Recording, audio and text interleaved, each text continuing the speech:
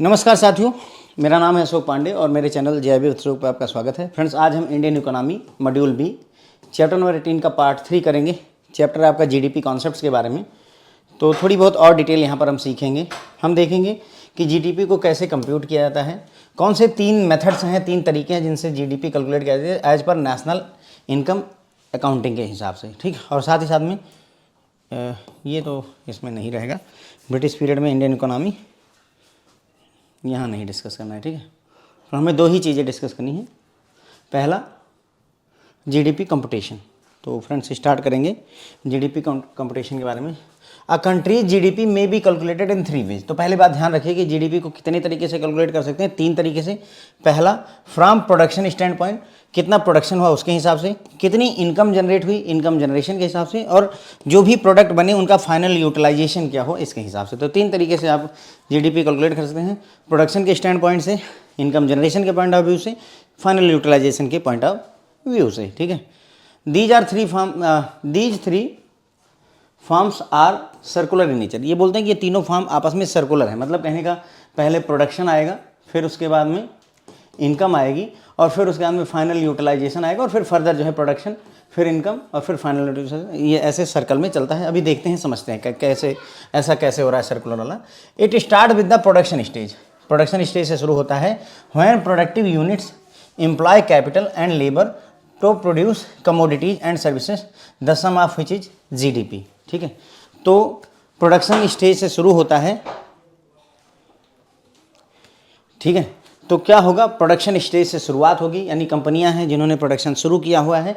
जो भी कंपनी है, फैक्ट्री है, प्रोडक्टिव यूनिट है, उन्होंने कैपिटल लगाया हुआ है, पूंजी लगा रखी है, लेबर लगा रखा है, जो कि कमोडिटीज और सर्विसेज को प्रोड्यूस करते हैं। और इन्हीं सबको जोड़ करके हम जीडीपी कैलकुलेट करते हैं। ठीक है, इन सबको जोड़ करके ही हमारी जीडीपी मिलती है। This production process creates a certain quantity of monetary income.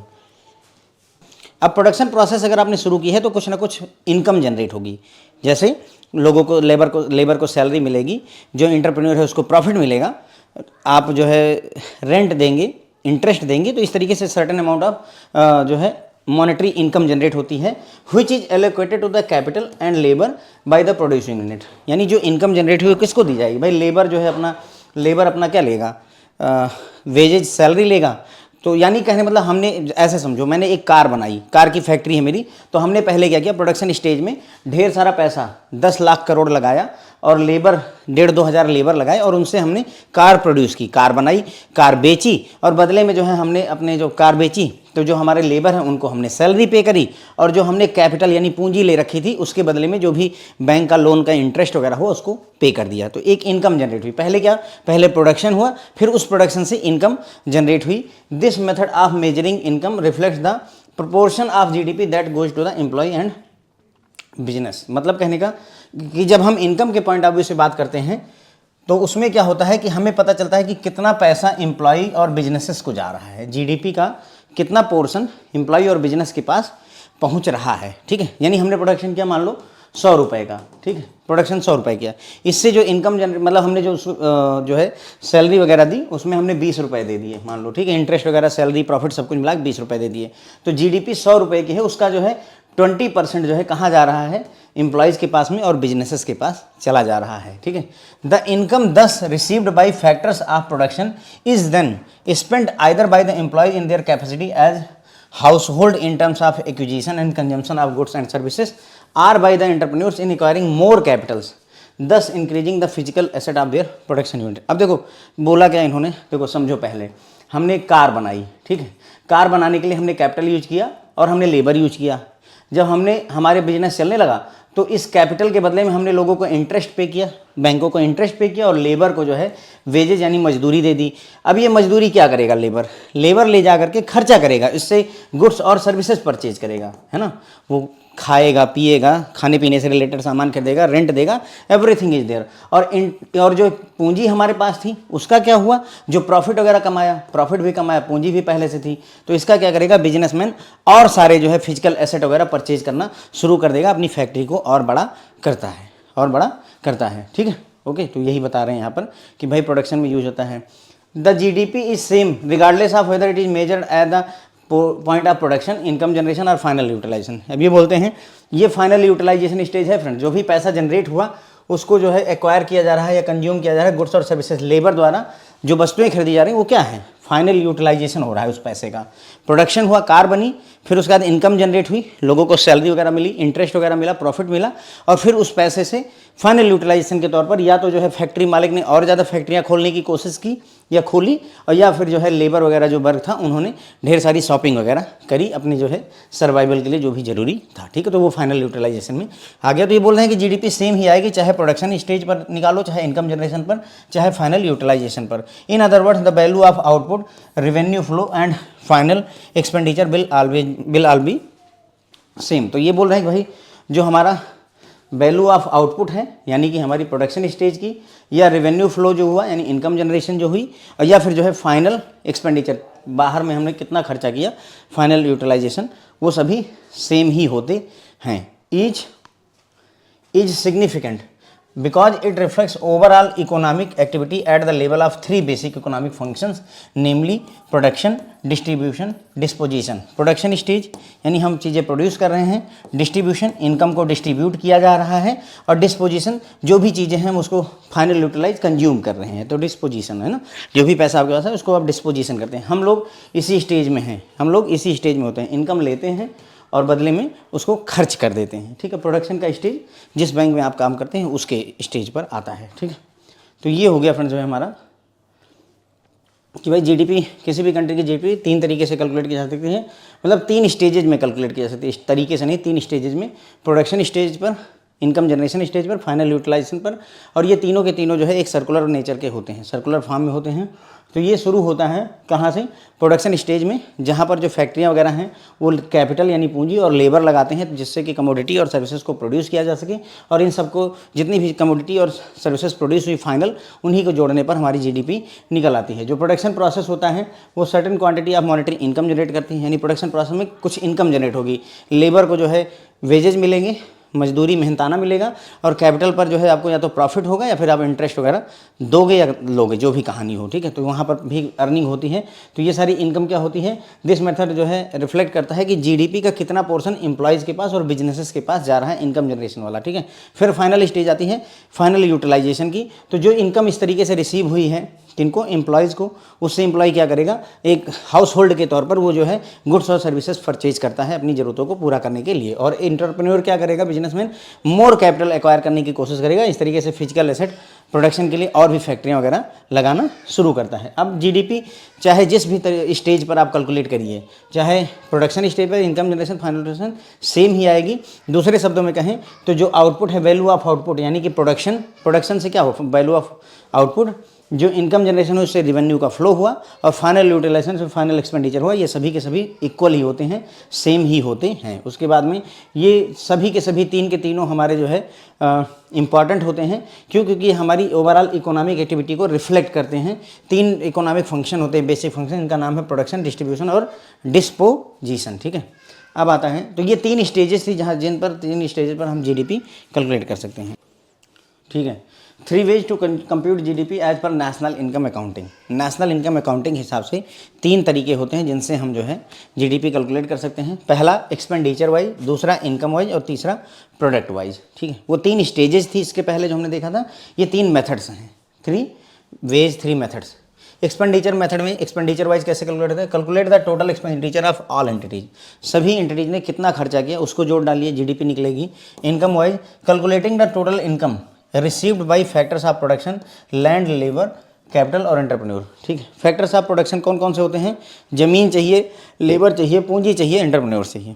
ठीक है, it calculates aggregate income by summing up all factors of payment, यानी कि वेजेज, इंटरेस्ट, प्रॉफिट और रेंट। मतलब यहाँ पर क्या होता है कि हम जितने भी फैक्टर ऑफ इनकम हैं, फैक्टर ऑफ प्रोडक्शंस हैं, उन सभी का इनकम को जोड़ते हैं। जैसे लैंड से क्या मिलता है, लैंड, लेबर को वेजेज मिलता है, लैंड को रेंट मिलता है, कैपिटल को इंटरेस्ट मिलता है और एंटरप्रेन्योर को प्रॉफिट मिलता है। तो ये जितने भी प्रोडक्शन के फैक्टर्स थे 4, ठीक है, लैंड, लेबर, कैपिटल और एंटरप्रेन्योर, तो इन सब की इनकम को जोड़ा जाता है कुल मिला करके।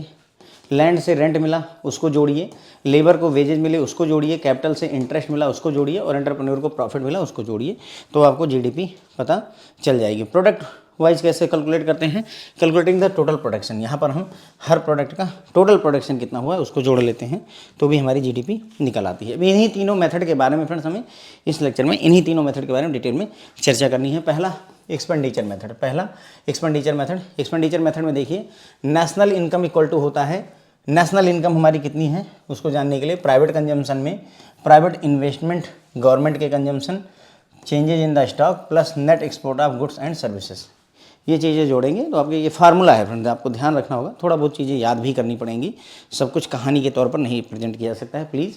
तो नेशनल इनकम कैसे कैलकुलेट होती है, प्राइवेट कंजम्पशन होता है, प्राइवेट इन्वेस्टमेंट यानी कि जो जनता होती है उसने कितना कंज्यूम किया, जनता ने कितना इन्वेस्ट किया, गवर्नमेंट ने कितना कंज्यूम किया, ठीक है, कितना स्टॉक में चेंजेज आए हैं, और नेट एक्सपोर्ट कितना हुआ गुड्स और सर्विसेज का।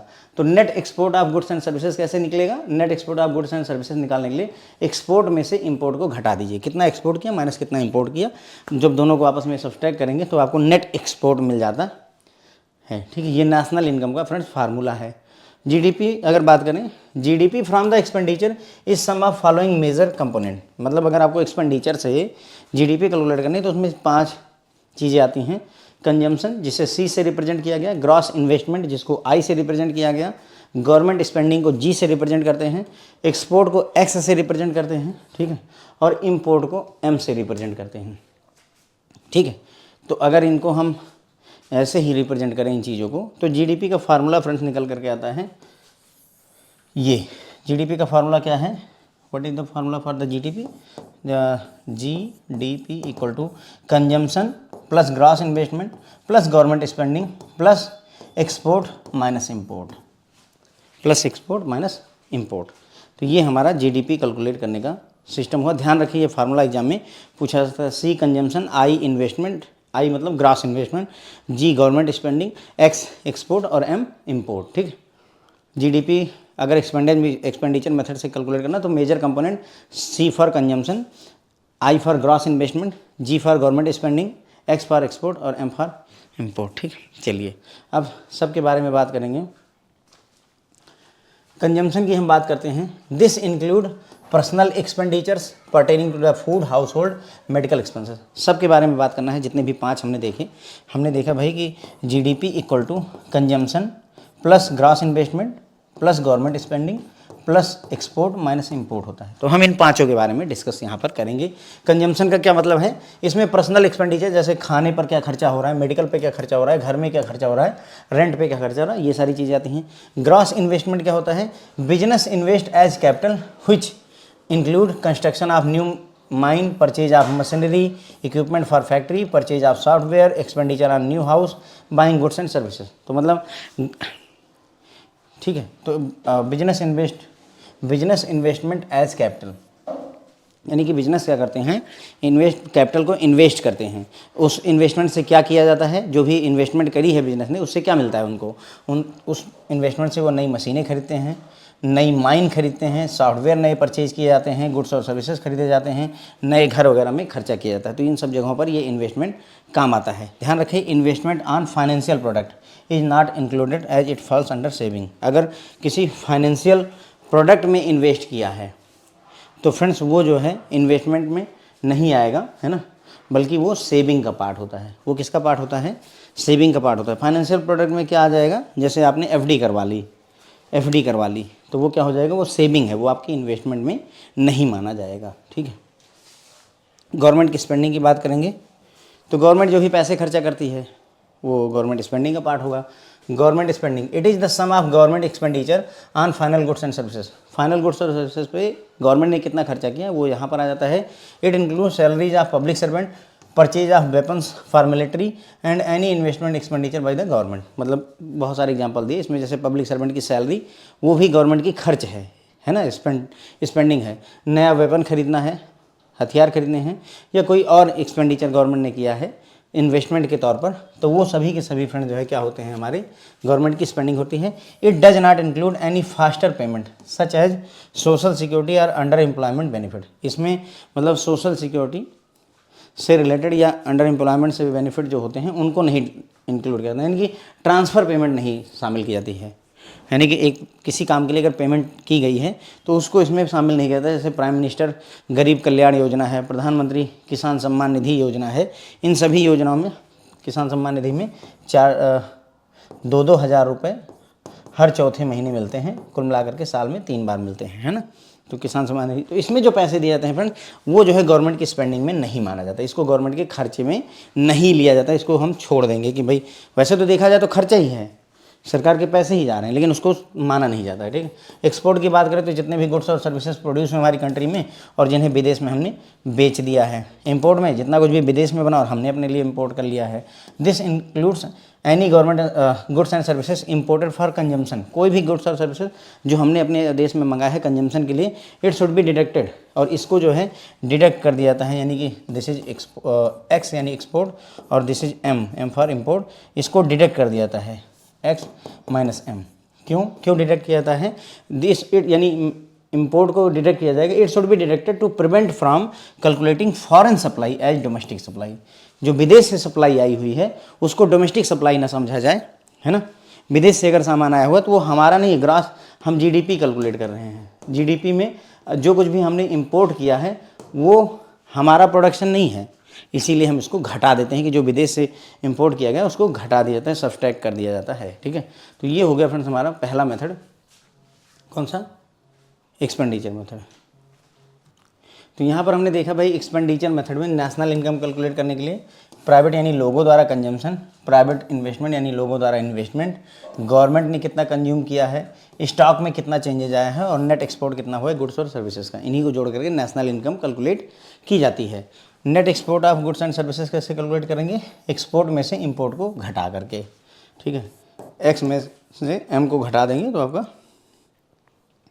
Net export of goods and services. फिर उसके बाद हमने देखा कि जीडीपी में अगर जीडीपी कैलकुलेट करें एक्सपेंडिचर के पॉइंट ऑफ व्यू से तो उसमें कंपोनेंट होता है consumption, government spending, import, export, gross investment.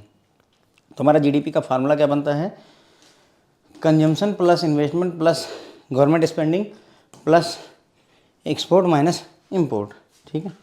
अब आता है सर यहाँ पे कि कंजम्पशन क्या होता है। तो सर कंजम्पशन में जितने भी लोगों ने पर्सनल खर्चे किए हुए हैं, चाहे मेडिकल पर, चाहे घर पर, है ना, चाहे फूड पर, कपड़ों पर, रेंट पर, ये सारे कंजम्पशन में आ जाते हैं। ग्रॉस इन्वेस्टमेंट में बिजनेस इन्वेस्टमेंट एज कैपिटल, जो भी बिजनेस कैपिटल के तौर पर इन्वेस्ट करता है उस कैपिटल से बिजनेस क्या करता है, हाँ, अपने कोई भी बिजनेसमैन है तो अपने बिजनेस में पैसे डालता है कैपिटल के तौर पर, और उस कैपिटल से क्या किया जाता है, नई माइंस मतलब नए खदानें बनाई जाती हैं, मशीनरी परचेज की जाती है, नए इक्विपमेंट खरीदे जाते हैं, सॉफ्टवेयर परचेज किया जाता है, गुड्स और सर्विसेज खरीदे जाते हैं, तो ये सारी चीज़ें आ जाता है इसमें, ठीक है। और जो फाइनेंशियल प्रोडक्ट पर अगर आपने इन्वेस्ट किया है, म्यूचुअल फंड खरीद लिया, शेयर खरीद लिए, है ना, या फिर जो है आपका एफडी करवा ली, तो वो सभी जो है इन्वेस्टमेंट का पार्ट नहीं होंगे बल्कि वो सेविंग का पार्ट होते हैं, तो ये हमें ध्यान रखना होगा, ठीक है। फिर गवर्नमेंट के द्वारा जो भी खर्चा किया जाता है उन सबको जोड़ लिया जाए, sum of all the expenditure done by government on final goods and services. इसमें क्या क्या एग्जांपल में पब्लिक सर्वेंट को सैलरी दे दी गई, वेपन वगैरह खरीदे गए, ठीक है। उसके बाद में गवर्नमेंट ने कोई इन्वेस्टमेंट पर एक्सपेंडिचर किया है तो वो सारी चीज़ें इसमें जोड़ ली जाती हैं, ठीक है। इसमें कोई भी इंक्लूड नहीं होता कोई भी ट्रांसफ़र पेमेंट, जैसे सोशल सिक्योरिटी स्कीम्स में जो पैसा ट्रांसफ़र किया जाता है अनएम्प्लॉयमेंट बेनिफिट के लिए, विधवा पेंशन योजना, या फिर जो है आपका जो दिव्यांग लोगों के बेनिफिट के लिए कोई योजना है, तो इन सब योजनाओं में जो पैसा लगता है फ्रेंड्स उसको जो है स्पेंडिंग में नहीं माना जाता। जैसे प्रधानमंत्री गरीब कल्याण योजना हो गई, प्रधानमंत्री किसान सम्मान निधि योजना, इन सब योजनाओं में जो पैसा लगता है उसको स्पेंडिंग में नहीं माना जाता है। एक्सपोर्ट में जितना भी सामान हमने अपने देश में बनाया और दूसरे देश को बेच दिया, इंपोर्ट में जितना भी सामान विदेश से हमने अपने कंजम्पशन के लिए, अपनी ज़रूरत के लिए मंगवा लिया, इंपोर्ट हो जाता है। इंपोर्ट को घटा देते हैं, डिडक्ट कर देते हैं, क्यों, क्योंकि हम चाहते हैं कि जो फॉरेन से सप्लाई आई हुई है उसको डोमेस्टिक सप्लाई ना समझा जाए, है ना। हम फॉरेन की सप्लाई को डोमेस्टिक सप्लाई ना समझें, इस बात का भूल ना करें, इसीलिए एम को घटा दिया जाता है, एम फॉर इंपोर्ट, ठीक। फिर आता है फ्रेंड दूसरा मेथड जो कि है इनकम अप्रोच। पहला हमने देखा एक्सपेंडिचर अप्रोच, दूसरा है इनकम अप्रोच। यहाँ पर हम इनकम के पॉइंट ऑफ व्यू से बात करेंगे। तो जीडीपी फ्रॉम इनकम अगर आपको कैलकुलेट करनी है तो वो सम होती है फॉलोइंग मेजर कंपोनेंट का, compensation of employees, property income, production tax and depreciation on capital.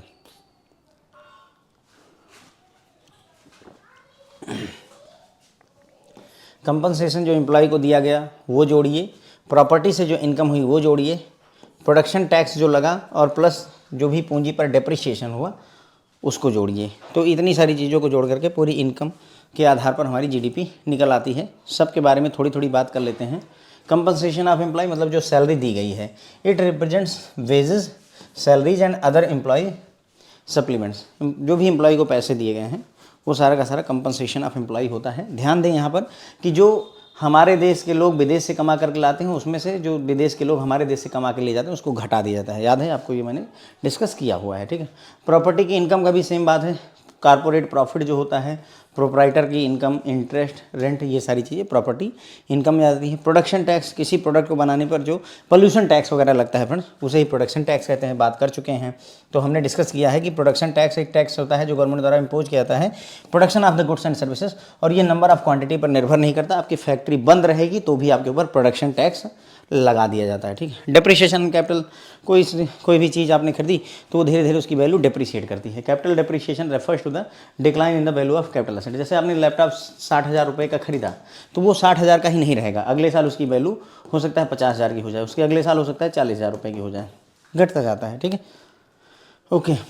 तो GDP at market price measures the value of output at market price after adjusting the effect of indirect taxes and subsidy. GDP अगर market price पर निकालना है तो वो क्या करेगा,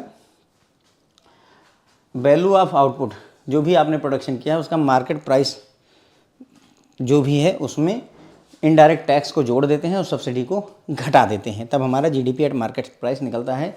GDP at factor cost क्या होता है, measures the value of output in terms of price of factors used in the production. मतलब जो भी प्रोडक्शन में जो भी फैक्टर्स लगे हैं, फैक्टर्स में क्या, लैंड, लेबर, एंटरप्रेन्योर और कैपिटल। ठीक है, तो ये जो भी फैक्टर्स हैं इन सबको जोड़ करके जीडीपी एट फैक्टर कॉस्ट निकाल दी जाती है। फैक्टर्स ऑफ प्रोडक्शन में लैंड, लेबर, कैपिटल और एंटरप्रेन्योर होता है। दे गेट रेन्यूमरेशन, इनको मतलब मेहनताना क्या मिलता है, लौटता क्या है, तो भाई लैंड के लिए रेंट मिलता है, जो लेबर होता है उसको वेजेज मिलते हैं, सैलरी मिलती है, और जो कैपिटल होता है उसको इंटरेस्ट मिलता है, और जो आपका एंटरप्रेन्योर होता है उसको प्रॉफिट वगैरह मिलता है। ठीक है, तो बेसिकली कहना क्या चाहते हैं मैं पहले ही बता चुका, भाई जीडीपी एट फैक्टर कॉस्ट निकालना है तो जो भी प्रोडक्शन के फैक्टर हैं उनका टोटल जोड़ लीजिए, लैंड, लेबर, कैपिटल और एंटरप्रेन्योर पर क्या खर्चा हो उसको जोड़ डालिए, बस बात खत्म हो जाएगी।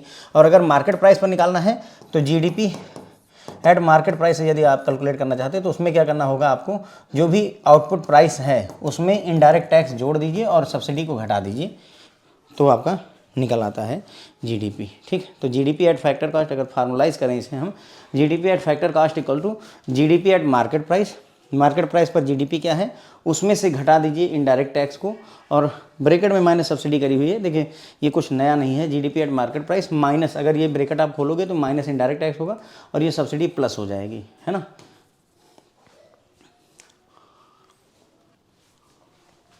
ठीक है, अब national income as per income method, इसमें क्या क्या आता है नेशनल इनकम के लिए, wages plus rent plus interest plus dividend plus undistributed profit जिसे ऑपरेटिंग सरप्लस कहा जाता है, प्लस ओपनिंग स्टॉक जो है पब्लिक इंटरप्राइजेज का, मिक्स्ड इनकम फ्रॉम जो है सेल्फ एम्प्लॉयड से, प्लस डायरेक्ट टैक्सेस जो कि कलेक्ट किए गए गवर्नमेंट द्वारा, plus net factor income from abroad, विदेश से जितनी भी इनकम हुई है, नफिया बोलते हैं, NFIA। ठीक है, अभी इसके बारे में हम डिस्कस करेंगे, plus value of production for self consumption. इतनी सारी चीज़ें जोड़ करके फ्रेंड नेशनल इनकम निकलता है, बहुत बड़ा फार्मूला है। ठीक है, नेशनल इनकम कैसे कैलकुलेट करेंगे, जो भी वेजेज मिले, जो रेंट मिला, जो इंटरेस्ट मिला, जो डिविडेंड मिला वो, प्लस अगर कोई प्रॉफिट जो अनडिस्ट्रीब्यूटेड रहा, यानी कंपनियाँ प्रॉफिट कमाती है लेकिन उसको बांटती नहीं है। सोचो 100 करोड़ रुपए का प्रॉफिट कंपनी ने कमाया तो वो ज़्यादा से ज़्यादा 60 करोड़ रुपए डिविडेंड के तौर पर बांट देती, 40 करोड़ रुपए अपने पास रख लेती हैं। इसलिए रख लेती हैं कि हम अपना बिजनेस भी बढ़ाएंगे, सारा प्रॉफिट हम बांट नहीं देंगे। ठीक है,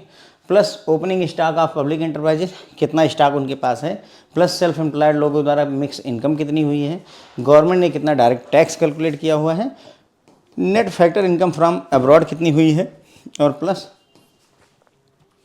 जो है value of production for self consumption जो भी है। ठीक है, net factor income from abroad क्या होती है फ्रेंड्स, ये था net factor income from abroad होता है इनकम जो कि अर्न फ्रॉम अब्रॉड, विदेश से जो इनकम कमाई गई है माइनस जो भी इनकम जो फॉरेन एंटिटीज़ को दे दी गई है। Net factor income from abroad, net factor income from abroad का मतलब होता है कि हम विदेश से कितना कमा करके लाए और विदेशी हमारे देश से कितना कमा करके ले गए, बस ये होता है। इनकम अर्न फ्रॉम अब्रॉड यानी एनआरआई लोगों ने कितना कमाया, सोचो जो है 600 करोड़ रुपए कमाए। और जो हमारे देश में विदेशी लोग रहते हैं उन्होंने हमसे कितना कमा लिया, मान लो उन्होंने 200 करोड़ रुपए कमा लिया, तो ओवरऑल हमने विदेश से कितना कमाया, 400 करोड़ रुपए कमाए। तो यही है net factor income from abroad, विदेश से कितनी कमाई हुई, that is NFIA, net factor income from abroad. ठीक है फ्रेंड, तो ये हो गई हमारा कौन सा मेथड, इनकम अप्रोच। तो इनकम अप्रोच में हमने देखा कि जीडीपी कैलकुलेट करनी 3 चीज़ें, एम्प्लॉय को क्या कंपनसेशन सैलरी दे दी गई है, प्रॉपर्टी से क्या इनकम हुई है, प्रोडक्शन टैक्स और डेप्रिसिएशन ऑन कैपिटल, 3 चीज़ों को लेते हैं। कंपनसेशन टू एम्प्लॉय जो देते हैं उसमें वेजेस, सैलरी और अदर जो भी पर्क्स वगैरह देते हैं, बेनिफिट देते हैं, वो सब आ जाता है।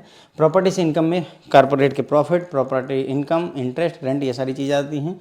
प्रोडक्शन टैक्सेस में पोल्यूशन टैक्स बेस्ट एग्जांपल होगा। डेप्रिसिएशन ऑन कैपिटल में मैंने आपको बताया था कि लैपटॉप 60,000 का करता है तो 60 का ही नहीं रह जाता है, ठीक है। फिर आता है GDP at market price, GDP at factor cost. तो मार्केट प्राइस पर कैलकुलेट करना है तो जो भी आपका आउटपुट है उसमें इनडायरेक्ट टैक्स और सब्सिडी को कंसिडर करना पड़ेगा। GDP at factor cost calculate करनी तो जो भी आउटपुट है उसमें उसको आउटपुट को लाने में जितने भी फैक्टर इन्वॉल्व हुए हैं प्रोडक्शन में उनको ही जोड़ा जाता है। तो कौन कौन से फैक्टर हैं प्रोडक्शन के लिए, लैंड, लेबर, कैपिटल और एंटरप्रेन्योर। और इनको मेहनताना के तौर पर क्या मिलता है, रेन्यूमरेशन।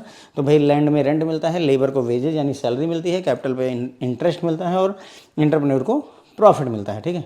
फिर हमने अगला फार्मूला देखा कि जीडीपी एट फैक्टर कॉस्ट अगर कैलकुलेट करना है तो जीडीपी एट मार्केट प्राइस में से इनडायरेक्ट टैक्स और सब्सिडी को, इनडायरेक्ट टैक्स में से सब्सिडी घटाएंगे तो उसे नेट इनडायरेक्ट टैक्स कहेंगे और जीडीपी एट मार्केट प्राइस में से नेट इनडायरेक्ट टैक्स को घटा देते हैं, एनआईटी को घटा देते हैं, नेट इनडायरेक्ट टैक्स को घटाते हैं। नेट इनडायरेक्ट टैक्स कैसे कैलकुलेट होता है, इनडायरेक्ट टैक्स में से सब्सिडी को घटा देना। फिर हमने देखा इसमें नेशनल इनकम कैसे कैलकुलेट की जाएगी, तो बहुत सारे फैक्टर्स हैं, wages, rent, interest, dividend, undistributed profit हो गया आपका, पब्लिक एंटरप्राइज का opening stock, income from self employed, value of production for self consumption, net factor income from abroad और डायरेक्ट टैक्स जो भी गवर्नमेंट ने कलेक्ट किए। ये सारी चीज़ें निकाल करके हमारा जो है निकल आता है क्या, नेशनल इनकम, ठीक है। Net factor income from abroad, NFIA कैसे कैलकुलेट करते हैं, NFIA।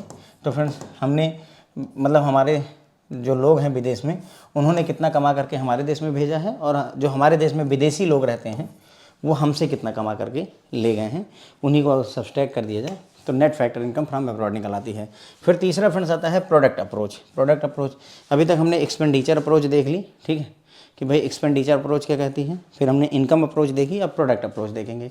In India for all these years we have been getting GDP product wise, मतलब हम जीडीपी प्रोडक्ट वाइज ही कैलकुलेट करते रहे हैं। We calculate how much has been produced, value added in each sector and aggregated in order to get GDP figure, ठीक है। तो हम मतलब इनका कहने का ये है कि हम क्या करते थे कि हर एक सेक्टर में कितना प्रोडक्शन हुआ है, कितनी वैल्यू ऐड की गई है और फिर उन सबको जोड़ देते थे, एग्रीगेट कर देते थे ताकि जीडीपी का डिटेल निकल आए। We also get GDP based on state levels, मतलब हम जीडीपी राज्य स्तर पर भी कैलकुलेट करते हैं, ठीक है। तो प्रोडक्ट अप्रोच में हमें क्या करना है, हर एक सेक्टर में कितना प्रोडक्शन हुआ है उसी का सम निकाल देते हैं, बस आ जाता है।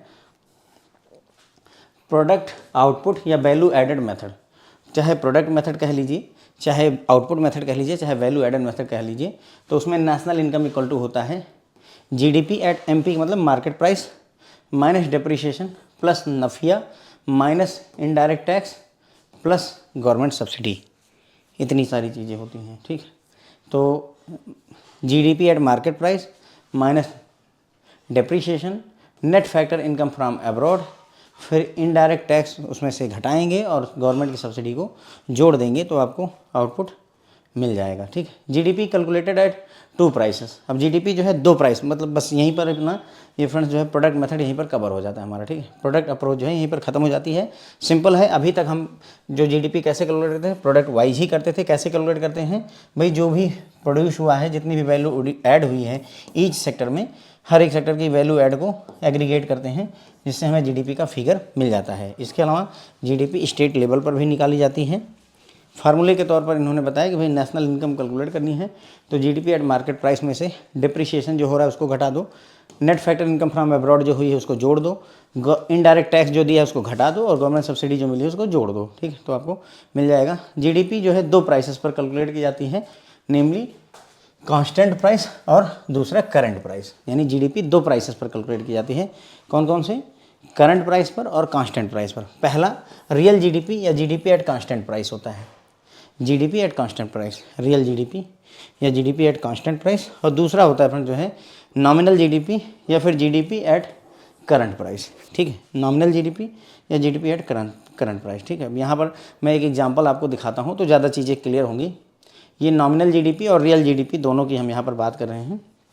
देखिए कोई कंपनी है वो 2010 में कार बना रही है, नॉमिनल में भी और रियल में भी, ठीक है। 2010 में कार बना रही है, उसने 3 लाख रुपए की एक कार बनाई जो है 2010 में, और 4 नंबर ऑफ कार कितनी बनाई, 4 कार बनाई, 12 लाख रुपए की इनकम हुई।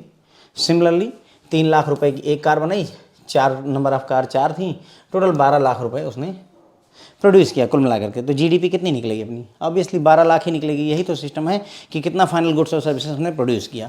तो यहाँ पर उसके बाद में बात आती है 2019 की। अब कार के दाम 3 लाख से बढ़ करके 6 लाख हो गए, लेकिन कंपनी सिर्फ 3 ही कार बना रही है, तो उसने कितना जीडीपी बनाई, 18 लाख रुपए बना दी। 2019 आता है, कार के दाम वही रखेंगे, हम सेम रखेंगे। क्यों?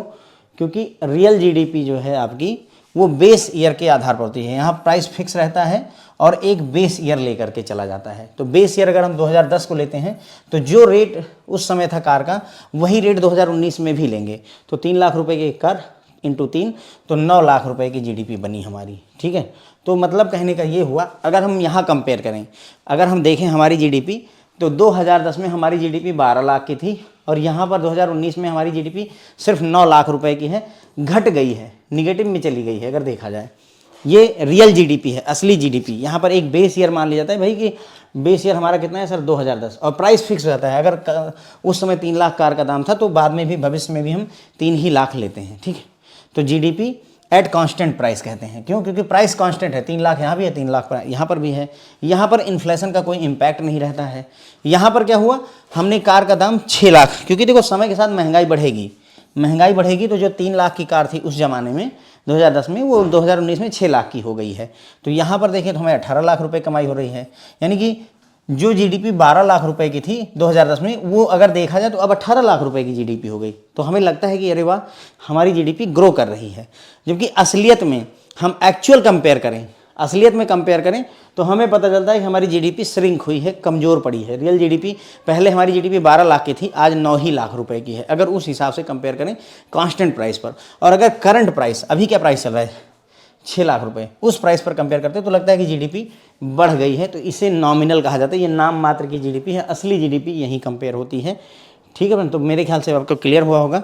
GDP at current price, nominal GDP में हम जो नॉमिनल प्राइस है, अभी करंट प्राइस क्या है, 6 लाख रुपए, तो इसीलिए इसे जीडीपी एट करंट प्राइस कहते हैं।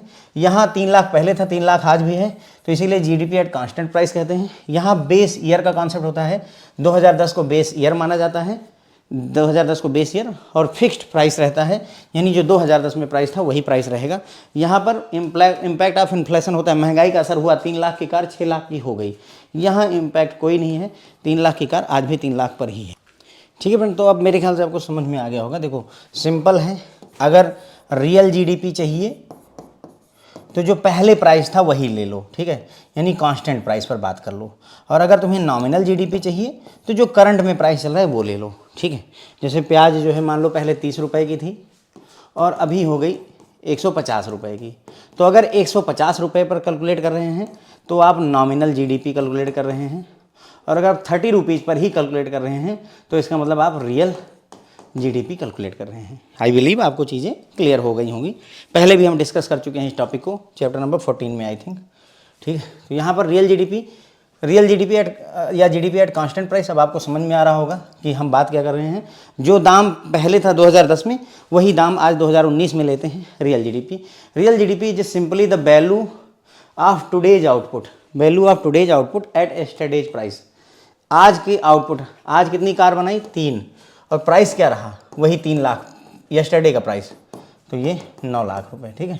Meaning some base year price, किसी बेस ईयर का प्राइस लेते हैं। चीज़ें अब थोड़ा सेंस ज़्यादा बना रही होंगी, अदरवाइज कन्फ्यूजन होती। Real GDP is calculated by tracking the volume और quantity of production after removing the influence of changing price और इन्फ्लेशन। मतलब कहने का रियल जीडीपी कैसे कैलकुलेट होगी, कितनी क्वांटिटी आपने प्रोड्यूस की, सर 3 कार प्रोड्यूस की हैं, और उसके बाद में उस पर जो प्राइस पर इन्फ्लुएंस हुआ है, इन्फ्लेशन वगैरह, महंगाई वगैरह का, उसको हटा दीजिए, सिर्फ 3 ही लाख दाम लीजिए, भले ही आज कार 6 लाख की बिक रही, इसको हटा दीजिए, सिर्फ 3 लाख लीजिए, तो आपकी रियल जीडीपी कैलकुलेट होकर जाती है।